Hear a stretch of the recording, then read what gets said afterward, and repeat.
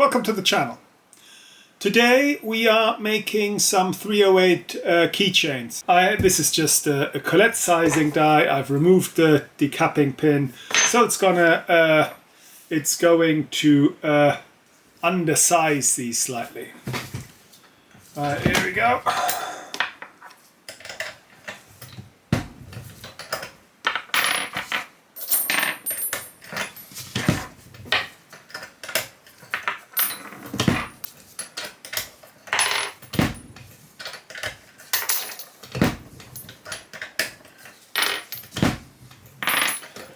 Okay, why am I doing 20 at a time? Well, because it's not worth doing one or two.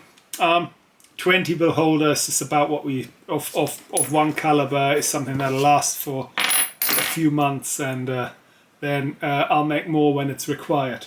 Right, that was the first one through, where we just neck sized the case. And we will now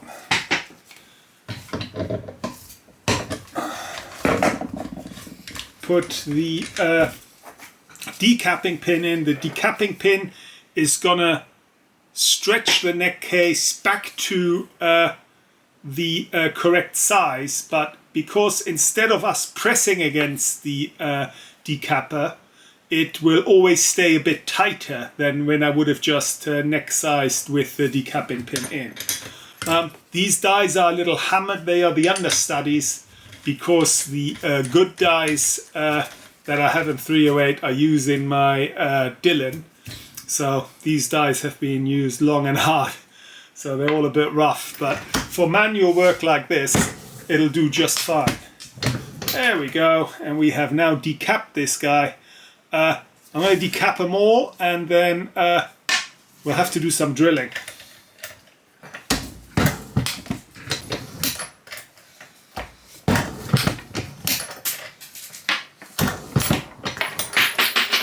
Might be troublesome. I insist on being troublesome. Right.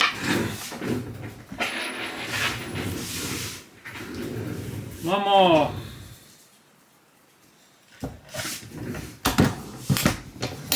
Okay.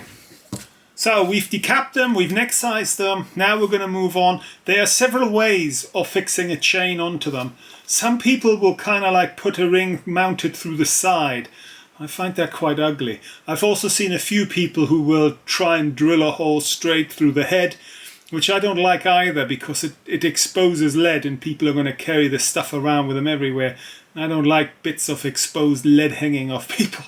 No, it's bad karma. It's one of the reasons why we don't offer these rounds with lead heads, obviously, because it's in your pocket all the time and you touch it and then you eat a hamburger. Well, you're just going to introduce lead into your system, and that's a really bad idea. With a fully jacketed head, that's not going to happen. And as long as you don't start drilling holes into it. So what I do is I tend to drill a hole right into the primer pocket at the bottom of the case, and then I'm gonna feed the keychain out of that, and that looks the neatest, and of course we don't ruin the head stamp, and that's what we're gonna do now, and we're gonna do that at with my drill press. Welcome to the press. Now the setup is really simple. These are like rubbery engineering jaws. That's I'll use those so they don't squash the brass cases. I've put just a bit of cut off metal underneath. That is so that the case doesn't get pushed down. And then I'll clamp my case, squeaky vice, like so. Maneuver it where it belongs, like so. Turn it on.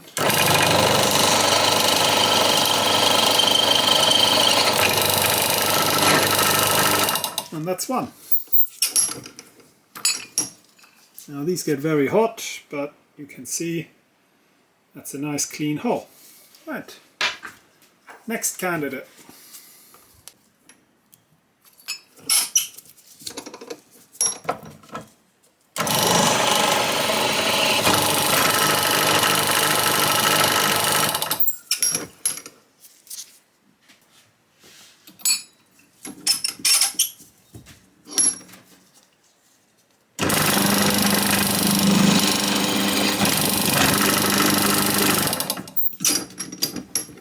These are basically the standard sort of key rings that we use, and what we'll do is we'll have to get the top ring off.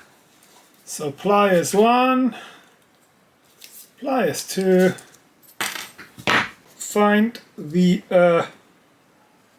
top of the ring, see right there, we'll give it a teeny tiny squeeze and we'll drop it inside. Now I'm using 147 grain bullets, which are nice and light.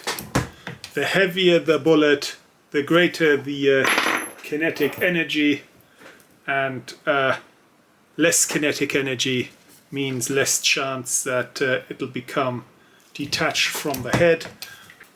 We'll start off with the ring and the big pliers, and on goes the clip, on goes the chain, the other pair of pliers, pull them shut, and that is that.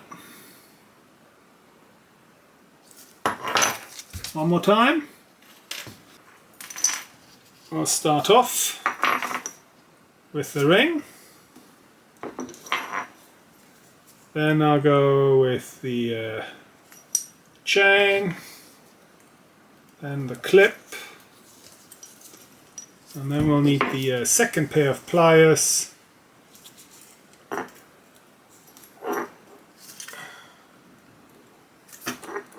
to push it all together, and that's us done.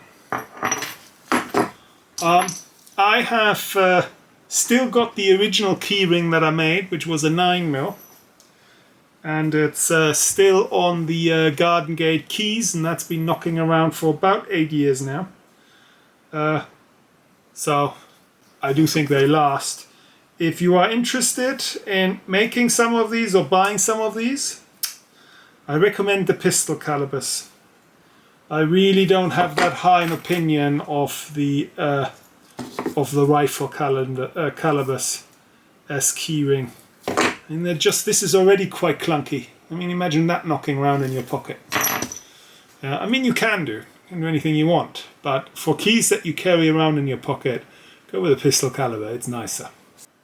After a while, these chains, well, the chains tend to be fine. The round, so that's especially the brass and maybe the head, they slowly start to darken.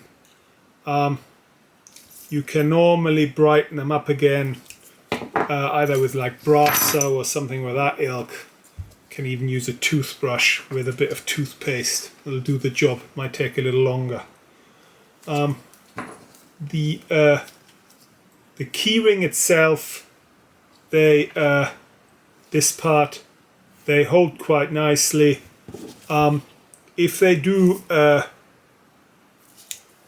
start to fail, what you might have to do is just stretch them apart a bit. If you pull these two parts apart again, that you have tension when you close it, then they'll be just fine. That's it for today. I hope you enjoyed our little program, and I'll see you next time. Goodbye from us. Bye bye.